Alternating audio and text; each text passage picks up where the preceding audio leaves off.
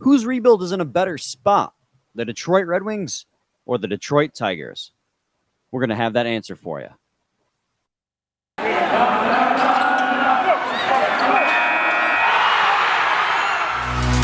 You're Locked On Red Wings, your daily podcast on the Detroit Red Wings. Part of the Locked On Podcast Network, your team every day.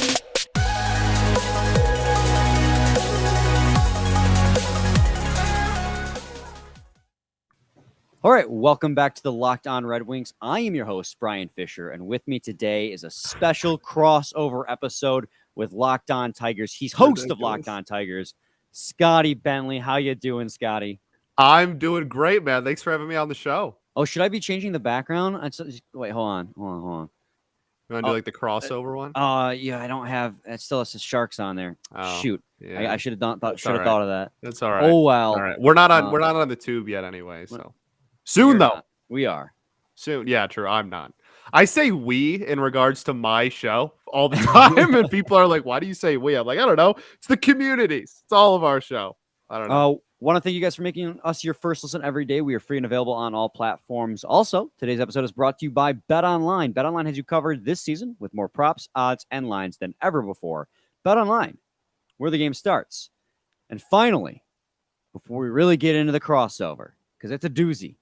It's a doozy. Want to remind you guys, if you're a Locked On Red Wings fan, that we are giving away a game-used Vladislav Nemesnikov. There it is. There it is. If you're on YouTube, you're seeing it.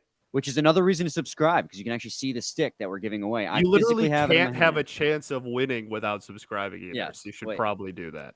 And then you can also see, like, this is what we were talking about yesterday. That's why we're saying it's only collectible. There's this crack right here. Oh, yeah. This is a collector's item, guys. You don't want to That's like used, though, man. Tape scuffed up, tape ripped. Like, that's sick. Yeah. Yeah. Like, he actually did use this in a game. Yeah, that's so cold. And so if you want to enter the giveaway, all you got to do, subscribe, post the screenshot of it saying subscribe to Locked On Red Wings in our Twitter replies of the tweet, or go on Facebook and send it to us there. Because we did get a question on YouTube about that. Like, what if I don't have Twitter? You can send it, you reply to one of our posts on Facebook or Instagram. You can do that too. And then just share the post. Share it. Share, retweet. That's all you got to do. And on Friday's episode, we'll randomly choose a winner if you want a Vladislav Nemesnikov stick. So I know I would want it. You know what? I know, dude. I wish I could be part of this giveaway. Scotty, just throw my hat in the ring. Go make a third account and subscribe. Keep it. All right, man. It'll be at not Scott Bentley. Anyways, also shout out to Matt, the supervisor or the authentic supervisor at LCA, for hooking me up with this Vladislav Nemesnikov stick. If you guys want any authentics or game use stuff, reach out to Matt Lutz at Little Caesars Arena. He is the authentic supervisor, and he is in charge of all the game used equipment that we sell at the team store. So shout out to him for being just an awesome sport about it. Honestly, the dog. So thank you, Matt. Crossover edition. Really, the point of this crossover is we talk a lot off the air, Scotty, about the Tigers and the Red Wings and how they are quite literally in similar positions, to the point where you use the Tigers as analogies a lot of the times, because that's, one, you have that baseball bias, but there are a lot of similarities there. So we wanted to take a second in a week where there's not a Red Wings game till Saturday to finally talk about the compare and contrast these rebuilds, because they are in a very, very similar spot. And I guess the first question I have for you regarding this rebuild is, who among the young talent do you compare to the young talent on the Red Wings? Sure. So I think the most alarming comparison, not alarming, that sounds really dramatic, but the most accurate comparison in my eyes is Simon Edvinsson and Jackson Jobe. Really? I think are incredibly similar in the sense that when they were drafted, they were both considered super high ceiling but low floor players. That was the vibe when Nolan and I were doing draft previews last year. That was, everybody we asked Edvinsson about. It was, this dude could be the best player in this draft, but he also could be one of the least productive players in the entire first round as far as floors and ceilings of career go. And Jackson Jobe is the textbook definition of that for the Tigers. For those who don't know, he was Tigers' first round pick. High school player, Just right? yeah, straight out of high school. He was our first round pick just in this past draft. Pitcher, and anytime you're taking a high school arm, it's a a little risque. It tends to come in waves in baseball. Like there will be a decade where everybody's taking high school pitchers, and then there will be a decade where like nobody wants to touch high school pitchers. So we're third overall. The Tigers had the third overall pick and took Job. And I just in that sense, in the sense that they are both widely considered to have such high ceilings and like elite level ceilings, but also have very low floors, and they're two of the best prospects in the organization. I mean, for the Tigers, when Torkelson and Green both get called up pretty early on, if not by opening day, whenever that may be for baseball, Job is immediately going to become the number one prospect in the organization. And so I think that just the career trajectory for both of them is very similar. The Tigers also already have really good young pitching. The Red Wings have Moritz Seider already. Like the comparisons of where they're at in their careers and their career arcs are really, really similar to me. Well, and that's something that I was surprised when you said Jackson Jobe is similar to Simon Edvinsson, because I was thinking more of if you were going to, because I'm thinking of it as like current Simon Edvinsson, not draft night Simon Edvinsson. Sure. We know what he's doing in the Swedish league. Absolutely. I thought you'd compare him to Spencer Torkelson or Riley Green, because those are also guys who are like on the cusp. And it feels very quickly here like Simon Edvinsson could be on the cusp as early as next year. But I get your comparison where you're right. It was high ceiling, low floor, where they could both become all-stars, but also where they're at right now, there's still a lot of room for improvement. Right. And so based on the draft night analysis, totally agree with you on that regard. I remember Al Avila got a lot of flack for drafting Jackson Jobe because of the high school point where they were like college pitchers. But, I don't necessarily hate the idea when your pipeline is already stacked the way it is, to take a shot in a guy who could develop to be a great player. Absolutely. If you can develop pitching talent. I don't know how well the Tigers are developing pitching talent in the minors, though. That's somewhere where my knowledge falls off. We have arguably the best pitching coach in baseball at the major league level. But the reassuring thing is that within the organization, Feder and Hinch have completely revamped all of the minors. They have, AJ Hinch has gone in there and brought in totally different staff and personnel across quite literally every single level of the minor leagues to bring in like his people. And the Tigers used to be just a few years ago considered to be like really archaic in their player evaluation and their scouting and very old school. And now just 2, 3, 4 years later are considered to be one of the most statistically advanced and up-to-date and progressive systems out there. And having that is so reassuring. So Jobe is in good hands. And the reason that we took him was because of, those advanced analytics. Everybody loves his spin rate. That's like the big thing. And his spin rate is already at like an elite major league level, and it was at 18. His slider is unbelievable. So that's raw. That's intangible. That's something that's hard to teach. So having that already, again, there's nothing that says, he just has a crazy good slider, but can't really develop anything else and doesn't really take a big next step at the major league level. But having that in your arsenal already at 18, the sky is the limit. It absolutely is. And that's in the crux of this argument about them being in a very similar position and who's in a better position overall is based like on the fact that they both have incredible amounts of young talent and a surprising amount of surprises. Could have worded that better, but a surprising amount of surprises. For sure, though. The Red Wings have Moritz Seider, Lucas Raymond, Alexander Nedeljkovic. They have, Vladislav Nemestikov is one of their surprises. They have, guys on the way like Berggren and Simon Edvinsson, where the Tigers have Mize, Skubal, Manning, Torkelson, Green, Badu was a surprise. Scope, to a degree, was a surprise. So in those regards, they're super highly comparable. And I want to, we need to get more in depth on these comparables because it's crazy how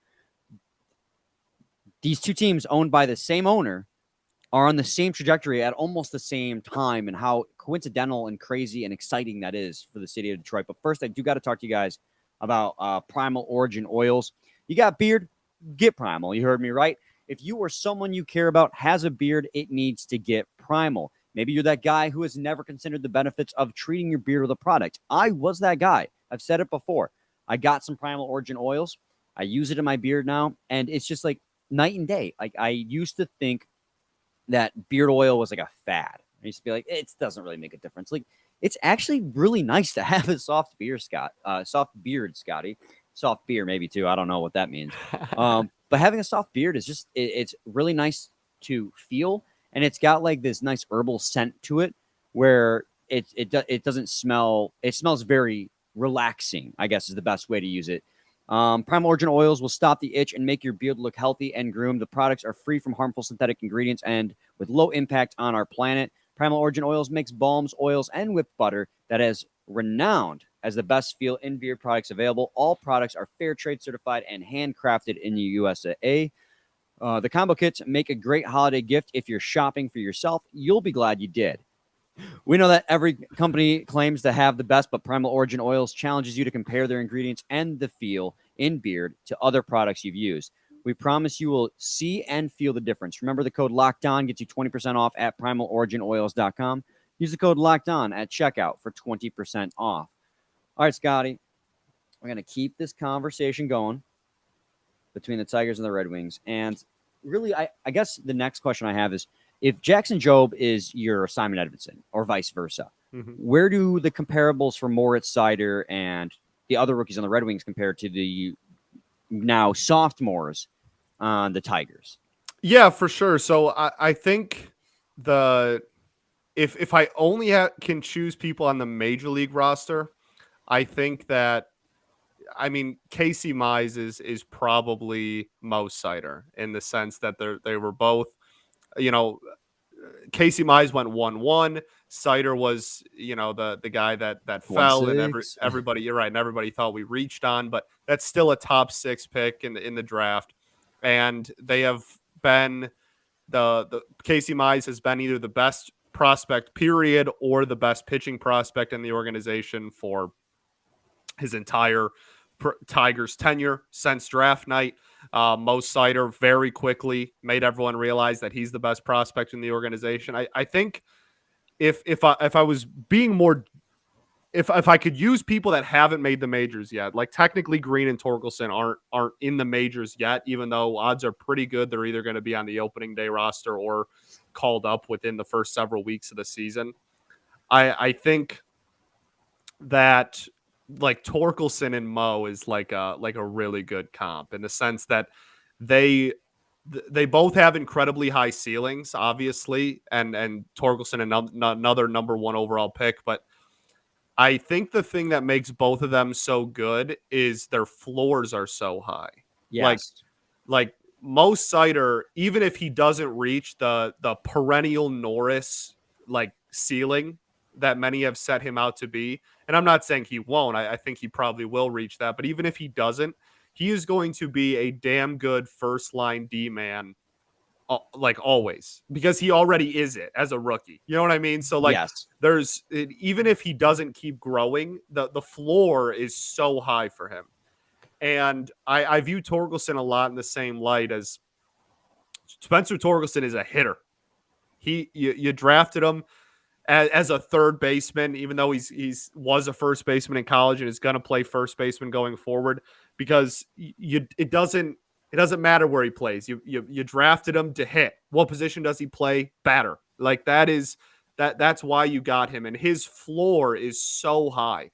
Like, he is such an advanced hitter. He's one of the most advanced hitters I have ever seen in my life at the minor league level. And while he may not reach, or even if he doesn't, I should say, reach the 330 average, 40 home run, like ridiculously high, perennial MVP numbers, he is at a minimum, his floor is still a middle of the lineup, solid mid 200s hitter with power. And that's that. So I really like the comparison for those two.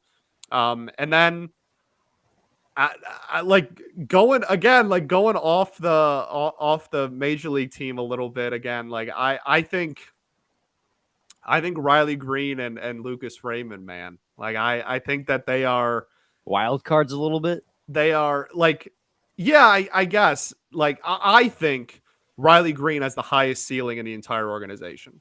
I think Riley Green has the ceiling of being an MVP.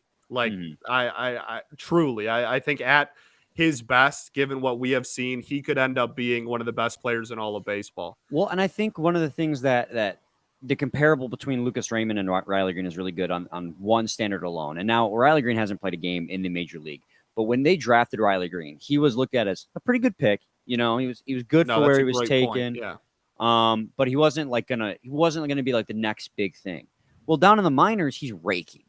He raked last season. He looked like he was he was He well, looked he looks like he's gonna be phenomenal. ready this season. Mhm. Like he could be the next one of the next heavy hitters on the Detroit Tigers. Lucas Raymond did much the same thing. He was the best player available at 4. He was a no-brainer to get 4, but he wasn't, he was a no-brainer at 4. He wasn't 1, 2, or 3. Mhm. Red Wings took him. He got to training camp. I didn't think, and almost nobody thought he was going to be NHL ready this year. Then he came out and he surprised everyone. I think that's where they both come in have in common is where they surprise the organizations and the fans with how quickly they've become NHL ready. And while Lucas Raymond, again, he has cooled off recently, but he's still producing and still making great plays. He just hasn't shown up on the score sheet via goals. He's still getting assists. He's still putting himself out there. He's still helping produce plays, and he's been smart defensively. He's great hockey IQ. I mean, these are two players that have shown that they're fast tracking themselves to the professional level, to the highest professional level. Right. And no, you're absolutely right. The draft night comparisons between the two of them are spot on. Like in Riley Green's draft, there was a very clear top 2 picks in the draft, and Riley Green was just looking out the outside, and we got him 4 or 5 as well. Raymond, very clear top 3 in Raymond's draft. That was always going to be top 3 in Byfield, Laffey, and Stutzla. And then Raymond's right there. And we're like, okay, well, we're at 4, but I guess we'll take Lucas Raymond and see what happens. Riley Green, same way. His draft was identical. So though the draft night comps are amazing. And then both of them, like you said, have grown to, Riley Green is now he's the top 4 prospect in the entire sport across all levels of the minors. And he's overtaken Torkelson as the number 1 prospect in the organization.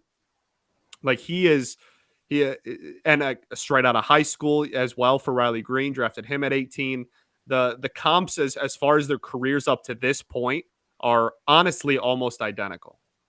Yeah, they are. And, as far as furthering the comparisons between these two organizations go, there have been a fair number of surprises. And I kind of teased it at the end of the last segment.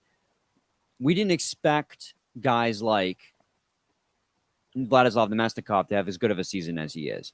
We didn't expect guys like Akil Baddoo and Eric Haas. And until he got hurt, Jake Rogers had great seasons too. There have been a lot of surprises on both rosters that have helped elevate the team kind of almost, I wouldn't say with the Wings ahead of the pace that, no, they definitely are ahead of the curve than we expected.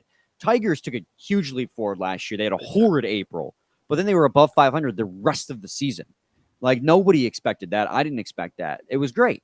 So, and I think a big part of that is due to the surprises. Akil Baddoo was obviously a Rule 5 draft pickup from the Minnesota Twins. I mean, he came out and he was absolutely stellar last season. Let me just read off these stats too, just to give you He was unreal, man. I mean, the more in-depth stats like OPS, OBP, and stuff like that. But he had a 259 batting average, along with 13 home runs. He had 7 triples, which I think led the team. I mean, he had 55 RBIs. I'm just reading the stat line, which is probably why it sounds so jagged. But the biggest thing he had was a clutch factor. Like when there were men on base and the team was down, he stepped up to the plate. He stepped up with a swagger, and he brought home runs. There are few players on either team that were as surprising as Akil Badu. But the closest comparable I have is how great Vladislav Nemestikov is playing this season. 0.5 point per game. He's shown the ability to play on any spot in the lineup. He's played as low as fourth line. He's played as high as first line, and he's producing at every single line. Now, he's not a surprise, the same kind of surprise Akil Badu was. Akil Badu was a guy that you had no expectations for. You picked him up to fill a roster spot as a young guy, and he's killed it. Vladislav Nemestikov is a career half-point-a-game player, so he's not really doing more than what is anticipated, but he is just, what we didn't anticipate was how well he could do it on any single line and how much he loves the city of Detroit. These are things that we didn't expect.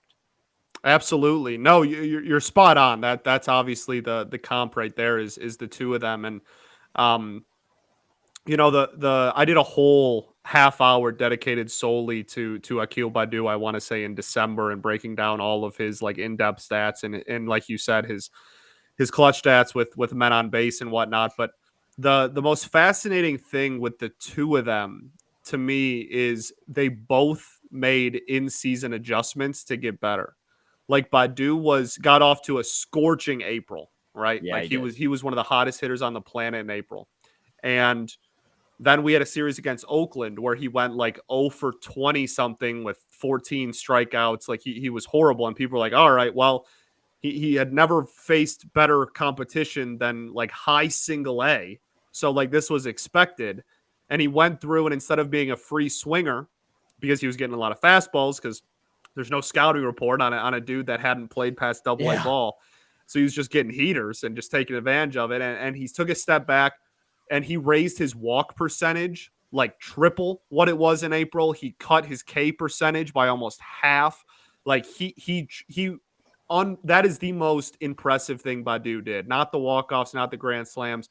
The ability that in the middle of a season, as a rookie that had never even come close to Major League Baseball, to make those dramatic of adjustments and then become an everyday player on the other side of it is unbelievable. And I compare that a lot to Vlad, again, being, coming in, being and having to make adjustments because he's played on a billion different lines. He's gone from the third. He spent time at 2. We went down to 4. And then the move with Bertuzzi, like he's now our first line. Like he has to make adjustments. He's been making consistent adjustments with who he's playing with night in and night out the entire season. And the comparisons between those two go on and on. Absolutely. Yeah, and we'll talk next. The next thing we want to talk about, guys, is the discrepancies between the two teams. What the two teams don't have in common. But before I can get to that, I want to talk to you guys about BetOnline.net. BetOnline has you covered this season with more props, odds, and lines than ever before as football continues its march through the playoffs right to the big game next week, this Sunday, day before Valentine's Day. So, guys, plan very carefully. Tread very carefully on how you handle this weekend. BetOnline.net remains the best spot for all your sports scores, podcasts, and news this season. And it's not just football. BetOnline has up-to-the-minute info on pro and college hoops, NHL, boxing, UFC, along with live, real-time updates of current games. Don't wait to take advantage of all the new amazing offers available for 2022 seasons. BetOnline, where the game starts. BetOnline. BetOnline. All right, Scotty, we've talked a lot about the comparisons between the two teams, most notably the young talent, just the pipeline of youth that is coming to make these teams playoff contenders in the next few years. And we've talked about surprises that both teams have had. The next thing I want to talk about is because the obvious differences between the two teams, and obviously, like you're gonna get snarky replies like, "Oh, it's baseball and hockey." Ha ha ha. No, but like, I think the number one discrepancy to me between these two teams, and we have been Blashill defenders all season, but it's in their coaching. The Tigers went out and they got one of the best managers, regardless of controversy. Don't get it twisted. Regardless of controversy, the best manager in baseball, in AJ Hinch. Well, the Red Wings have held on now for 6, 7 years. I don't even know at this point. 6. 6. To Jeff Blashill. Yeah, somebody else will know. Jeff Blashill's has been handed crappy roster after crappy roster after crappy roster. This is the first year they've had a decent roster, and the team's played pretty good. for the most part, better than we were expecting under Jeff Blashill, which is why we've been patient. But I think the biggest reason why the Tigers have been such a surprise this season is because AJ Hinch came in and he elevated the entire roster to the next level. He is well respected. I'm not saying Blashill isn't. Blashill's clearly respected in the locker room, but AJ Hinch immediately got the respect of all of his peers in the locker room, and just the team doesn't go on long losing streaks anymore like they would under Gardenhire. And I liked Gardenhire, but AJ Hinch is amazing. Yeah, no, that is comfortably, in my opinion, the biggest difference between the two states of both organizations. The Tigers not only have AJ Hinch, who, like I'll be as blunt as you want, is the best manager in the game of baseball right now. He also brought with him an entire elite level coaching staff. We have Chris Fetter, who, as I said earlier, is arguably the best pitching coach in the entire sport. And it's hard to really articulate how important having a good pitching coach is when you have this insane youth movement of pitching coming up. So vital. So that's another key piece. Then you bring in hitting coach. Cool Ball's been wide. The offense took big steps forward. That's great. Even as far as like base coaches. I mean, like the only person we kept from the previous regime was Ramon Santiago because he is like one of the most loved coaches in that locker room. Love that man. And he's damn good at his job. That always helps. Right. And we've been through, the staff was so good that people in the middle of the season were getting hired by other organizations and colleges that wanted to take our coaches and make them managers of their teams. Like it's hard to we have one of the best bench coaches in all of baseball, dude that is in the running for a managerial job anytime there's an opening from the dot. Like it's really hard to articulate for somebody that doesn't know like who these people are, just how OP the Tigers coaching staff is. We tripped and went through 5 years of garbage and fell into maybe the single best coaching staff in the entire sport. And that is awesome. And that's a luxury that the Red Wings don't have yet. And it is, they're easily the biggest discrepancy between the two teams, because if you start at the top and then work your way down as a rebuild, the Tigers have done that beautifully. And that coaching staff is untouchable, not only just comparing them to the Red Wings, but honestly comparing them to, I would say, any other. I put them toe to toe with any coaching staff in all of baseball.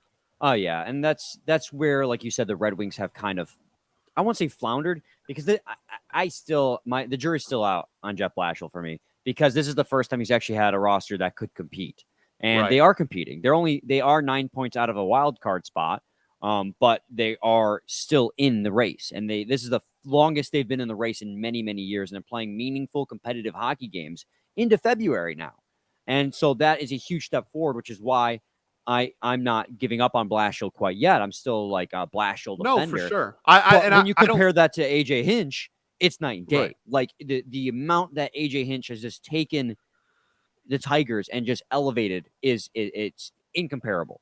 I think one thing that the Red Wings have that the Tigers don't have is consistent everyday threats. For and sure. I think that's where they've established themselves as having surprising players and great young talent.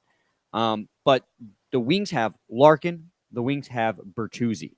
And those two players alone are something that the Tigers don't have. There's no one on the Tigers that's even that's the closest in that thing breath. you got is what? Jonathan Scope? I would say Candelaria would probably be the that's closest, a good one. honestly, yeah. Because Dylan Larkin and Tyler Bertuzzi are every single day threats. Every single day, they're there. They've been there for years, and they continue to get better. They're not young guys. Your whole development isn't hinged on young guys turning out the way they are. You already know you have two guys who you can depend on, and then the rookies along the way help make it better. The Tigers just recently got these young guys. Before this season, they didn't have anyone on the roster who was performing. You had Yeah. Matthew Boyd, who had We like lost one good year. 114 games in 2019, Yeah. man. Like, But the yeah. Red Wings have had, and now Dylan Larkin, had a down year last year, and Tyler Bertuzzi only played 9 games. But even going off these last 2 seasons alone, the Red Wings have Dylan Larkin and Tyler Bertuzzi. The Tigers don't have a guy like that. They just have surprising young talent, and they have surprising guys that just surprised you in general that you wouldn't have expected to perform. If you take those guys away, the Red Wings still have Dylan Larkin and Tyler Bertuzzi. For sure. No, that is absolutely correct. The Tigers don't have the top end talent yet, and they have a ton of young players that many believe, including myself and including you, could turn into that, right? Like Larkin was a 19-year-old rookie at one point too. You know what I mean? Like that's what we hope this next wave will turn into. Wasn't that when he broke the speed record? That is when he broke the speed record. So it's so like we have those, guys who have the potential to be that. We have a ton of guys with potential to be that. And that's why people are really excited about the organization. But the top end, like Dylan Larkin and Bird are both on pace to be in the top 15 in goals scored in the entire NHL this season. And they haven't had that in like a decade. Right. And the Tigers aren't there's nobody on this team that last season was going to be anywhere close to a top 10, top 20 in the league in one of those stats. The other thing, I guess that's a natural transition to like I know we're pressing the end on time here, but the off-season difference, because the Tigers just they looked around and said, okay, now it's time for us to take the next step, bring in Javi Baez, bring in Erod. And I think Erod and Javi could be those two guys that you're talking about. You know what I mean? Like the top end, consistent day in and day out, you're going to get top end production from them. And they were lacking that. And then they went in this offseason, realized they lacked that, and spent big money on 2 guys who are well respected and one of the best in baseball at their given positions. And so that's why a lot of people are excited about the Tigers next year, man, because we have everything we already talked about, and they were missing the top end talent, and now we got that too. Well, and that's why the final question I have for you is just, and you kind of hinted at it, but whose rebuild is doing better at this point? And I guess with the Tigers having really started a little, I don't know if they started earlier than the Wings. They did, I guess. They did kind of when Dombrowski sold everyone off. Yeah, Tigers rebuild officially started trade deadline 2017. That's the Wings. The Wings made the playoffs in 15-16, right? So almost exactly the same. So time. who, in your opinion, whose rebuild is going better and who's further along? Kind of 2 separate questions there. Right. So it's tough too, because currently we have no idea what the new CBA is going to be and what if there's a postseason expansion. If there's going to be a season. Well, yeah, that for starters. But in baseball, a lot less teams make the postseason. Yeah. So it's harder to be like, oh, like the Tigers are further along, but the Wings might make the playoffs sooner. Like that's a weird thing to say. You know what I mean? So it's a little bit hard to compare as far as, championship aspirations between those two. But I would say the Tigers are like half a calendar year ahead just because of the offseason they just had. That's literally it. I think if you would have asked me going into this offseason, I would have said they were almost neck and neck, or maybe the Red Wings had a little bit of the edge. But now after the signing of Erod and Javi, and we're probably going to sign another starting pitcher when the lockout ends, I think after all that, it's pretty safe to say the Tigers are, again, like not a full season, like literally just a couple, like an off season ahead, just like a half a notch ahead in my eyes. But that being said, the Wings, I think, have a much better chance of making the playoffs sooner, because that's just how hockey is versus baseball in the current moment. If the baseball postseason ends up expanding, then I'll just ride with the Tigers regardless, I guess. Yeah, I think with me, in regards to which rebuild's going smoother, I think that the Red Wings rebuild is going much smoother. Most of the guys absolutely. Since Yzerman took over, and that's the thing we didn't get into, is the front office discrepancies as well. Right. Because the Red Wings front office is top notch. Well, the Tigers, there's a lot of questions there about competency. Correct. Yeah. the Red Wings rebuild is going a lot smoother since Yzerman took over. He's hit on almost every single draft pick he's taken, especially in the first round. Where the Tigers, it's like there was a lot of scrutiny over how slow it was going and how we hadn't seen any fruits of labor and like they're not making any offseason signings. There still is. And honestly, so much to the point where people are just looking around going, I don't even think Alavila calls the shots anymore. I think Hinch is, I like, seriously, people are like, I think Hinch is so high regarded and well respected that he's just running the team at this point, and Al's just along for the ride. And I'd let him. I kind of believe it. I'd let him be the GM too, honestly. No, but absolutely. So I believe the Wings is going smoother, but I do agree with you that the Tigers is further along just because of exactly what you said. The Tigers made moves in the offseason after having what I would argue is a surprisingly good season this past year. Absolutely. Absolutely. They made moves in this offseason to get better and take their team to a competitive level where the Wings are probably about to do that this offseason. So in terms of further along, I agree, Tigers. Again, guys, subscribe to us on YouTube. Post the screenshot of you subscribed in our replies and retweet that tweet or share that Facebook post or like that Instagram post because I don't think you can share on Instagram. And you'll be entered to win the Nemestikov Game Used Stick Sweepstakes. And shout out again to Matt for hooking us up with that. I want to thank you guys for making us your first listen every day. Now make your second listen Locked On Bets. They're free and available on all platforms with expert analysis and insight from your boy Q and Lee Sterling. So go check them out. I butchered it today, but they get the gist. They got the gist today. Scotty, any final thoughts? We ball, baby. We absolutely ball.